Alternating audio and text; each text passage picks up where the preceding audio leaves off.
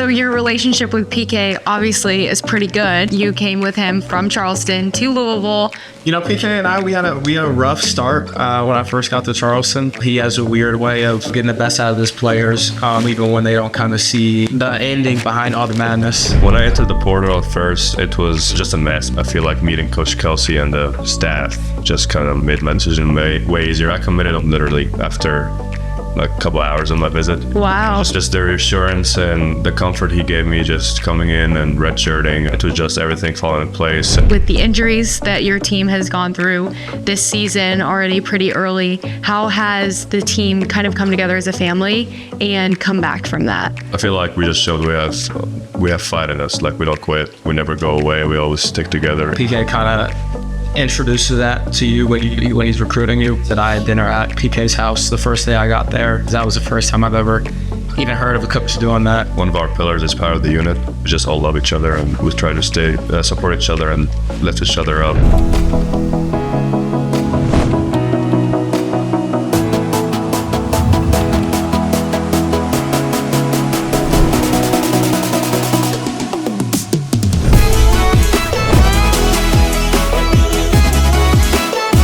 Imagine facing a challenge every day that could hold you back.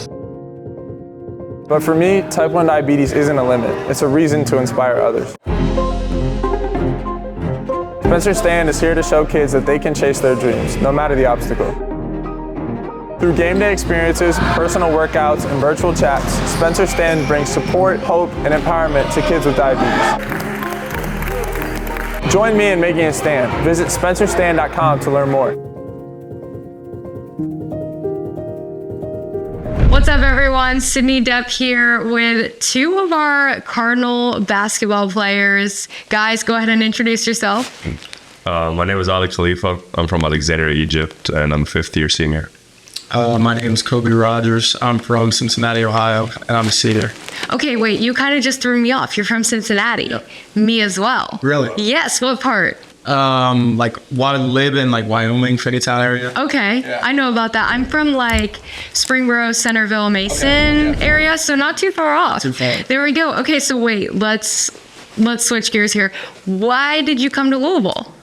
PK mainly. Yes. I played at Charleston last year. We had a great season. Unfortunately, I got hurt in the March Madness game against Alabama, and then I think maybe a week later, PK called me and, he let me know the opportunity that he had and was wondering if I'd be willing to join him. And I was like, absolutely. Yeah. Absolutely. Yeah, so knowing that you had to sit out a year for medical reasons, did that make that choice harder, easier? I don't think one way or the other. Maybe a little bit harder just knowing that I have to go into a new program, a new city, bunch of new teammates as well, and, kind of help them learn the ways of PK and learn how his mind works and our offense and our defense and everything. But, I love the experience. I've met a bunch of great people, even some new coaches. And, right now we're just trying to put some pieces together and we'll figure it out. Yeah, so your relationship with PK obviously is pretty good since, head coach, you came with him from Charleston to Louisville.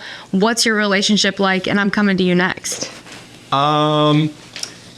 PK and I, we had a rough start when I first got to Charleston, but we kind of figured it out.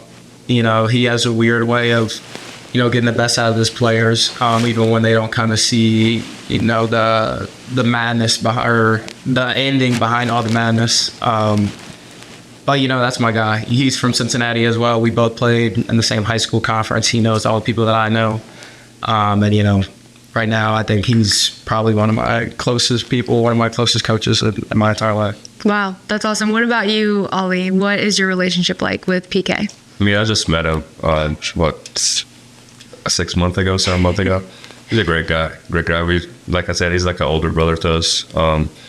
He's too hard on us sometimes, but we know what's the ending is like. I've been with 3 different coaches, and he's one of my favorites, to be honest. And yeah, like I said, he's just a big brother to me. Yeah. So you said you've been with 3 coaches.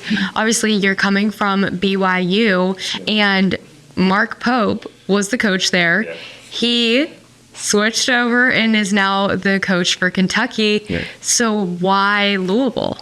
It was big. When I entered the portal at first, it was it was just a mess because Coach Pope left us, and I knew I'm a redshirt because of my knee, and I didn't know what to do. And I was playing to redshirt at BYU, and it was just a madness. When I came here on my visit, I feel like meeting Coach Kelsey and the staff just kind of made my decision way easier. I committed on my visit, literally after like a couple hours on my visit. Wow. I just met him, and I just the reassurance and the comfort he gave me just coming in and redshirting. And I knew about Kobe coming in as well, that he's going to redshirt as well. And it was just everything falling in place. And the connections I played high school with Ray Smith as well. So a lot of connections there. And Michael Cassidy coached us in high school. And Coach Coleman, I knew him for a long time as well. So I feel like on the visit, it just felt more comfortable and just made my decision easier. Yeah, that's great, because the people in your lives matter so much too, and your coach has a big influence on you. I mean, you're around Coach more than probably your parents, right? So how has PK kind of stepped up to that role and brought the energy, the family-like environment of the team? Talk a little bit about that, and just with the injuries that your team has gone through this season already pretty early, how has the team kind of come together as a family and come back from that? I think the family aspect, PK kind of introduces that to you when he's recruiting you. So I remember on my visit, I had dinner at PK's house the first day I got there, which was really weird for me, at least, because that was the first time I've ever even heard of a coach doing that.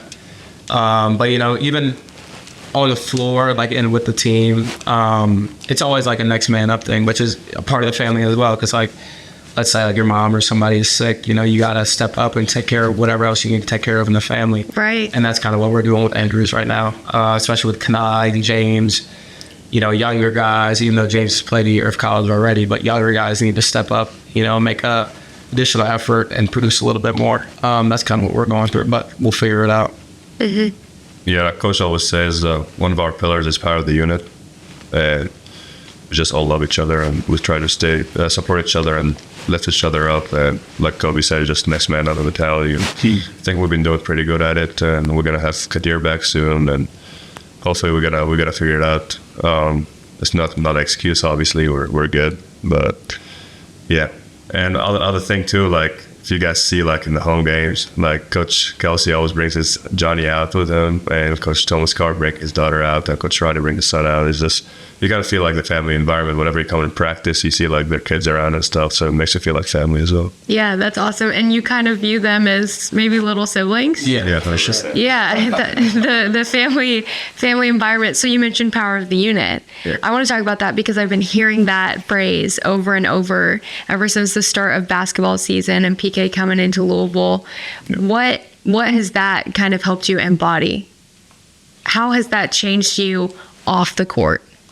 I think it just, helps you connect with your teammates even more. You spend hours and hours and hours a week with them on the court, in the film room, in the weight room. And I think off the court, you kind of just become brothers, doing stuff on the weekends, doing stuff in the dorms or going over to people's houses or whatnot. You really just, that power of the unit just embodies that whole family idea, that whole family aspect that PK brings to the team. Yeah, I feel like too, if you're, from my experience with previous teams as well, is if you're closer up the court, you're very good on the court. Mm-hmm. And that's what embodied it, is just power of the unit. Was try to get each other better in practice every day, try to kill each other every day in practice, and then after that, you just hang out together, and that you're trying to get your team better. Yeah. Just knowing that we love each other. As a quarterback of a major Division I program, I know a few things about winning. It takes preparation, dedication, and a competitive drive to beat anyone you go up against. To be a successful trial lawyer, you need to have these same traits. So if you're ready to win, call Thomas Law Offices today. Yeah, helping those relationships off the court helps your communication. If you're communicating well off the court, you can communicate better on the court too. So that's really cool. So you guys obviously are a very family-like team. Who are you closest with? Are you guys pretty close? Yeah, I'd say we're pretty close. Yeah. Okay, so tell me a funny memory, or I guess, let me rephrase that. Share a funny memory. You're already laughing. Share a funny memory that nobody probably knows from practice or, outside of practice, whichever route you want to take that. Well, I'll do one in film. So, like after practice, we'll go over like personnel who we're playing the upcoming week. And I think this started probably even back when we were at Charleston, I think.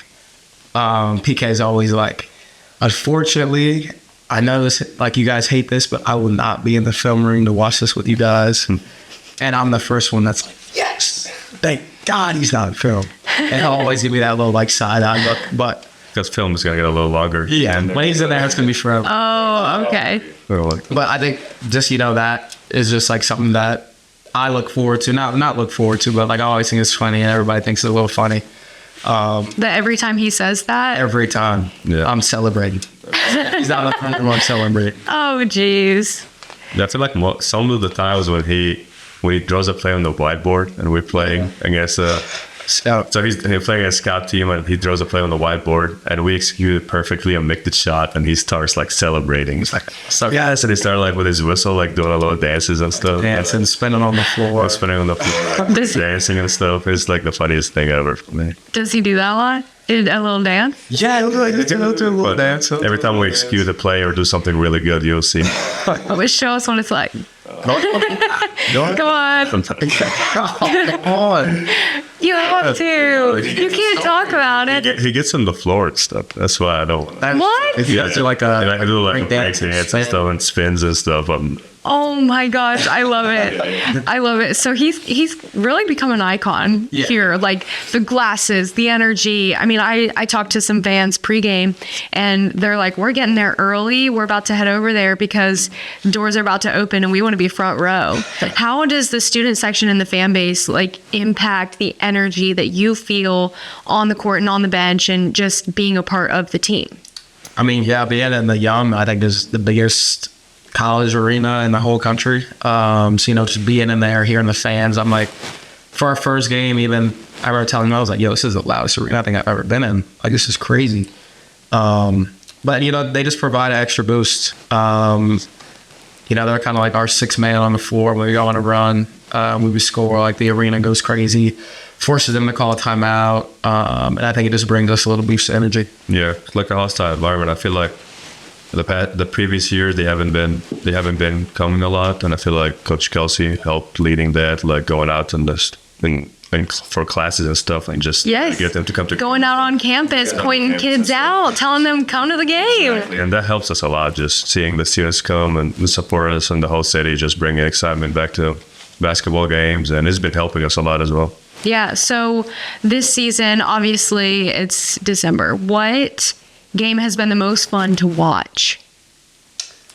Probably the Indiana game. Yeah, I'll say Indiana and the Bahamas. Yeah. That game was just like, we were clicking on all cylinders, offense, defense, and that kind of just shows when we are doing that, like how good we can be and how dominant we are. We just got to get more consistent at, as the season goes on.